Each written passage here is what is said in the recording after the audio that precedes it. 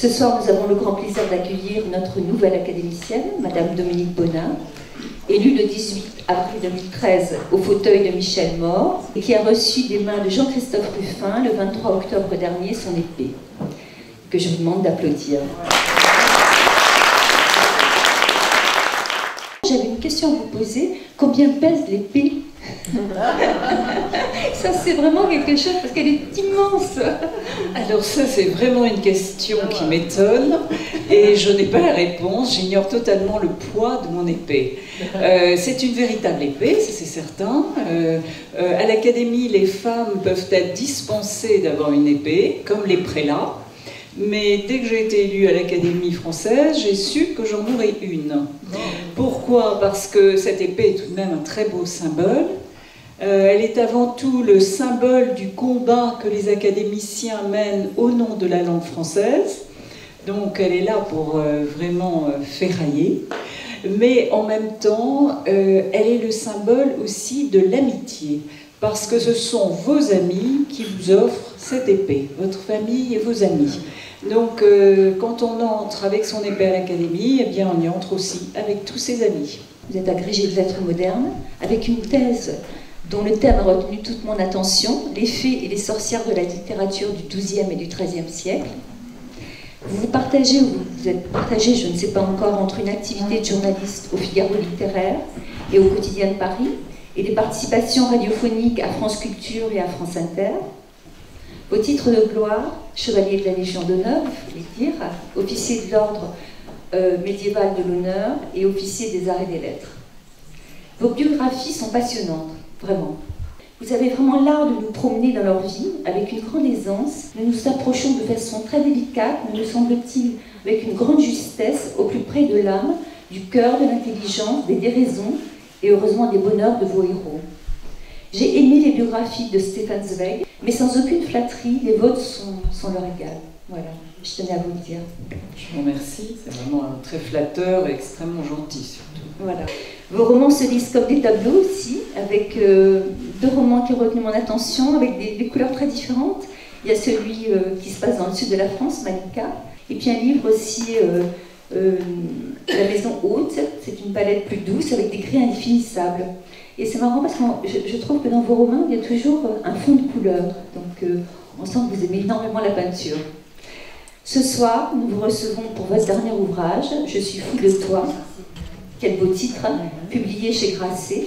Donc qui met en scène deux êtres exceptionnels, un poète, un grand intellectuel de la Troisième République, Paul Valéry, et une femme étonnamment moderne, Jeanne Voilier.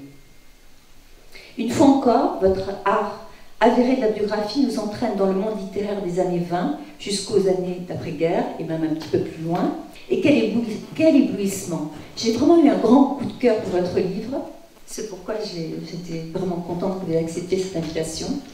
Il est un hommage brûlant à un poète, peut-être un peu oublié, mais je ne crois pas finalement, j'ai fait des tests sur certaines personnes, et je le trouve étonnamment moderne dans son écriture. Mais surtout aussi, c'est un hymne à l'amour, à la passion dévorante, désespérée et éternelle, que tout être peut avoir la chance ou la malchance de rencontrer un jour.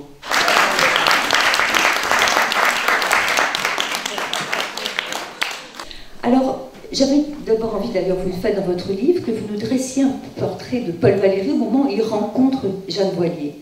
Ce n'est pas une biographie de Valéry, ni d'ailleurs une biographie de la dame qui a inspiré ce si grand amour au poète. C'est l'histoire d'amour même qui est le cœur du livre et qui est le sujet même de la biographie.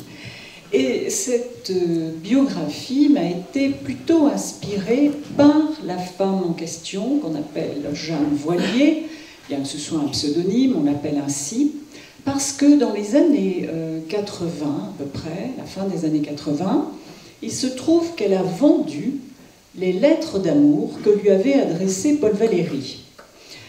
Paul Valéry lui a écrit à peu près 1 millier de lettres, qui sont des lettres extraordinaires, pour la plupart très voluptueuses. Elle les a vendues aux enchères à Monte-Carlo.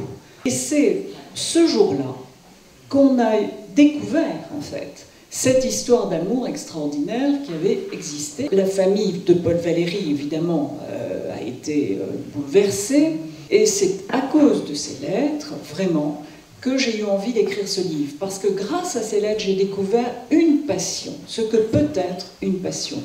Et il me semble que cette histoire pourrait entrer dans une anthologie des histoires d'amour, à l'égal vraiment des plus belles.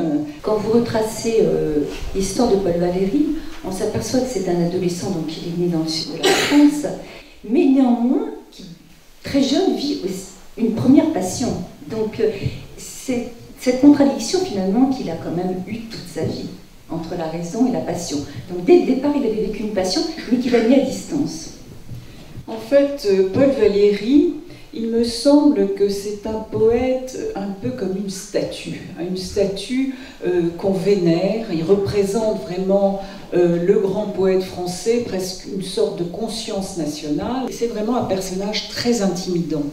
Et ce qu'on ne sait pas toujours, c'est que ce grand poète est un grand brûlé de l'amour. Et en effet, Anaïs, vous avez raison de rappeler cette passion adolescente. Il avait 18 ans et dans les rues de Montpellier, il avait vu une très jolie silhouette de femme. Il a passé une année à la suivre dès qu'il la voyait. Il l'attendait en bas de chez elle, il la suivait dans les rues de Montpellier, amoureux fou finalement d'un rêve. Et il a été si malheureux de rester dans cet amour vraiment platonique qu'un soir, un soir d'orage, il s'est juré de ne jamais dans sa vie être la proie de la passion.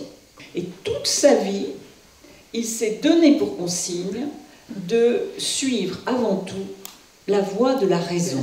C'est cet homme-là, c'est Monsieur Teste, qui va tomber amoureux fou et perdre absolument toutes ses balises. Quand on regarde la vie des poètes ou des écrivains, on a quand même l'impression que la passion, c'est ce qui a été le moteur de leur écriture.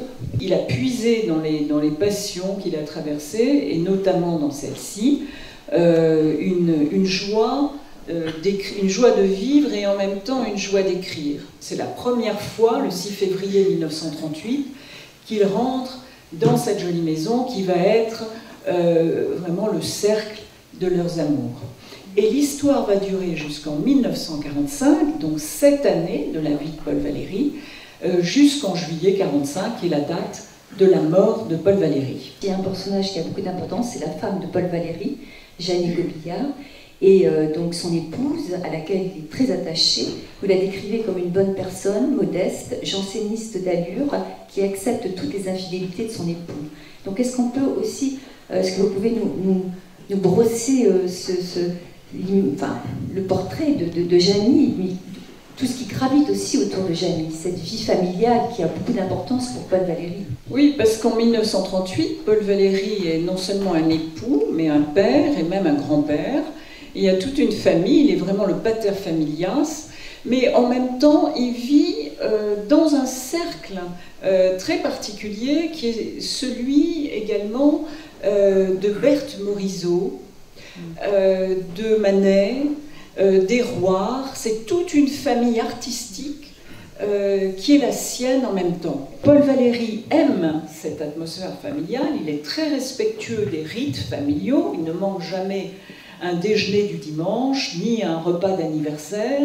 Donc il y a un côté, vous voyez, très bourgeois, très conventionnel, et très affectueux aussi dans le cercle familial valérien, qui tranche complètement avec l'univers de Jeanne Wallier, dont il fait la connaissance fin 1937 et qui devient sa maîtresse début 1938.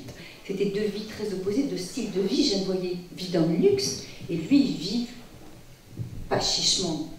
Non, il vit de manière bourgeoise, mais il est obligé de faire attention à peu près à tout. Tout à fait. Et surtout, en effet, n'ayant pas eu lui-même un véritable métier, bien qu'il ait travaillé un peu, quelques années pour l'agence Havas, il a toujours préservé le temps pour écrire. Et préservant le temps pour écrire, eh bien, il est, oui, en effet, le bagnard de sa plume. Il faut quand même dire qu'il avait quand même pris le temps d'avoir d'autres maîtresses, et donc, notamment Catherine Pozzi. Elle était un esprit qu'on peut définir comme supérieur, une intellectuelle, c'est vrai. Elle a eu une passion réciproque avec Paul Valéry, mais Paul Valéry n'a pas véritablement succombé à cette passion. Elle a été une liaison, elle a été une maîtresse, une amie, une compagne, une interlocutrice certainement, mais jamais, comme avec Jeanne Voilier, il n'a laissé la passion s'installer dans sa vie ou risquer de briser sa propre vie. Il s'en est éloigné le jour où Catherine Pozzi est allée voir Madame Paul Valéry pour lui dire qu'elle était la maîtresse de son mari.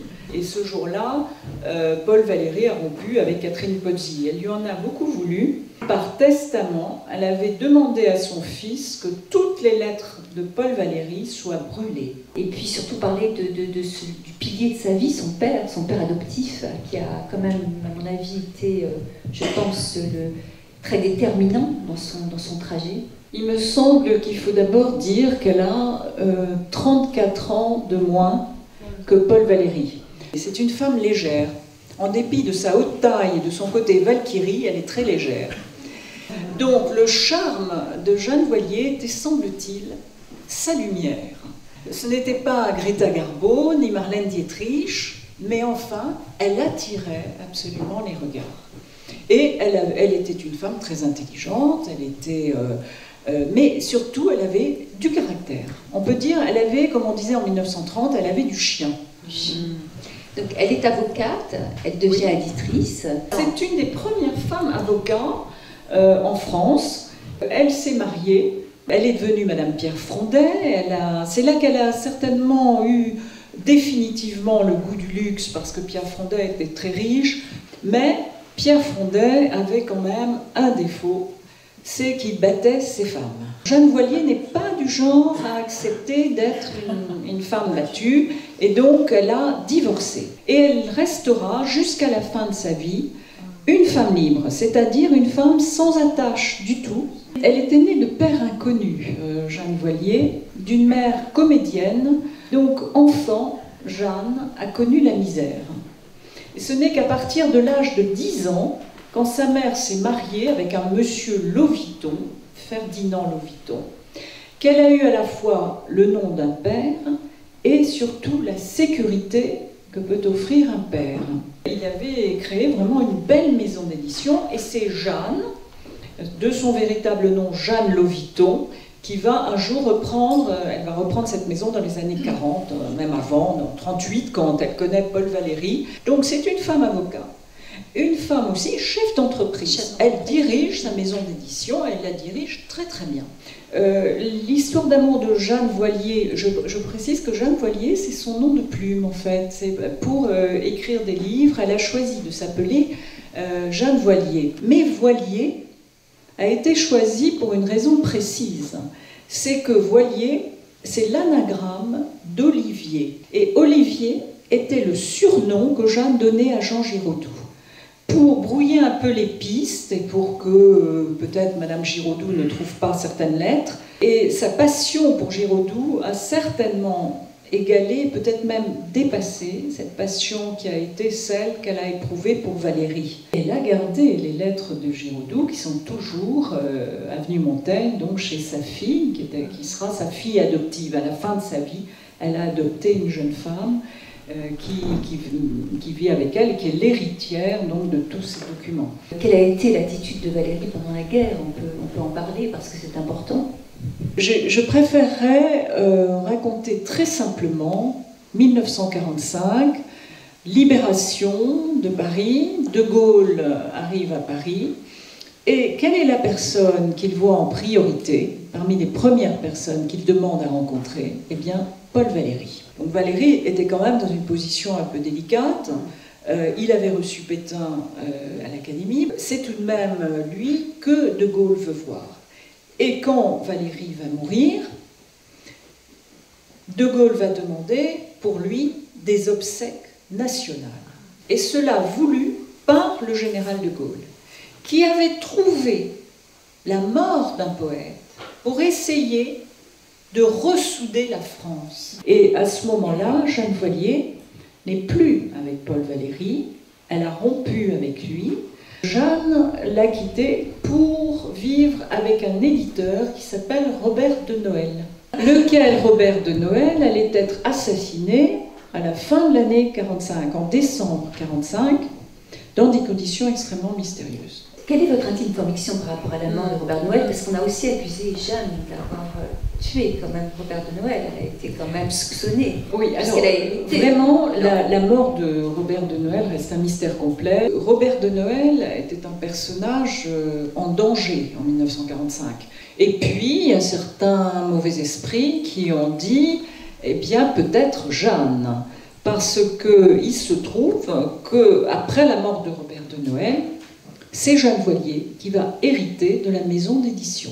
Si Paul Valéry a-t-il traversé les époques? Est-ce que c'est un poète moderne? C'est aussi quelqu'un qui, par sa façon d'écrire, est assez proche de nous, de notre anxiété, de notre angoisse d'aujourd'hui, qui a beaucoup et profondément changé notre façon d'écrire.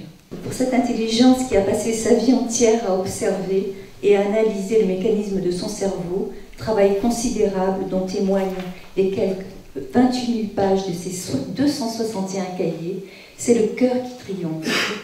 Il en a la certitude au moment de mourir.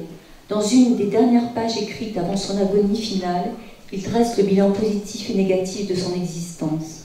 Ce testament spirituel est celui d'un esprit parfaitement lucide qui a conscience d'être vaincu par celui qu'il appelle C, l'ennemi qu'il a toujours voulu combattre et qui a fini par l'emporter, ce cœur sensible. Il a battu pour Jeanne jusqu'à son dernier souffle. Voilà, je voulais terminer là-dessus parce que c'est beau aussi quand l'amour triomphe. Merci à tous.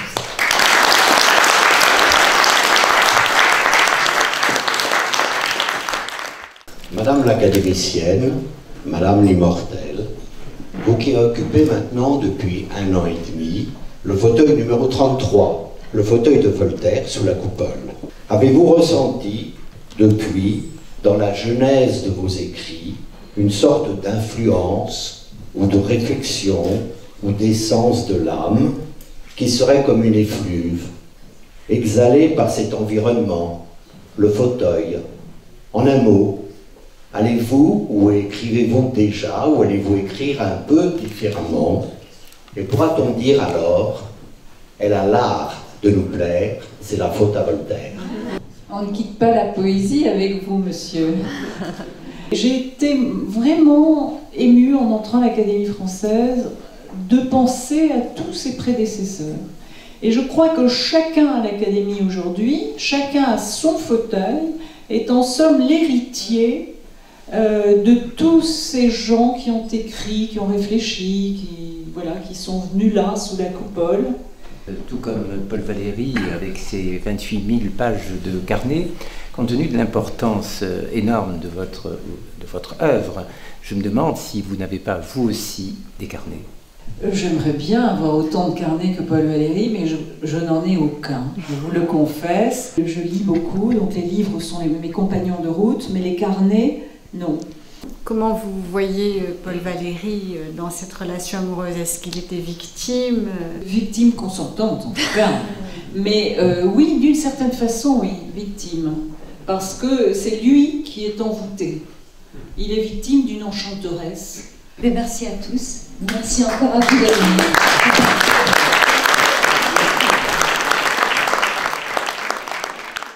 J'ai le plaisir de vous offrir une de mes créations. Alors, ravie, je vous offre les chocolats de Merci. Merci beaucoup.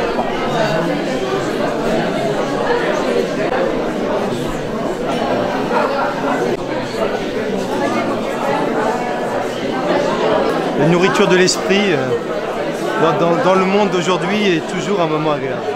Je suis encore sous le charme. Un grand talent, une très grande dame. J'adore Anaïs, ses invités, mais j'ai particulièrement d'estime pour Dominique Bonnat parce que je la suis depuis 20 ans. J'ai lu tous ses livres, on est collègues, je suis professeure de lettres comme elle, et j'ai eu des coups de foudre pour ses biographies. Voilà. Elle est élégante, elle est belle à entendre, elle est belle à regarder. C'est très bien. Des moments comme ça, ce sont des moments assez magiques, intenses en émotion. Et la présentation de son livre est remarquable. Elle parle véritablement bien de l'histoire, c'est captivant. Moi j'ai beaucoup aimé. L'auteur est très très intéressante, bien entendu. Le cadre est merveilleux, nos hôtes sont extraordinaires. C'était une soirée extraordinaire. Moi je passe toujours des très bons moments dans ce salon littéraire. C'était une soirée très réussie, qu'Anaïs reçoit merveilleusement bien. Excellente soirée, passe un bon moment, des personnes très intéressantes. D'abord, c'est une grande chance à Paris qui s'étiole d'avoir encore un salon littéraire de ce niveau, première chose. Deuxième chose, avec beaucoup de compétences, de charme et de douceur et de gentillesse, Anaïs choisit des auteurs d'une façon très éclectique. Je trouve que Anaïs Assier est une personne délicieuse, non seulement délicate, sensible, mais passionnée.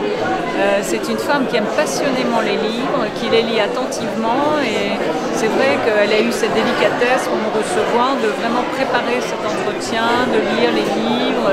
Donc bravo, bravo Anaïs.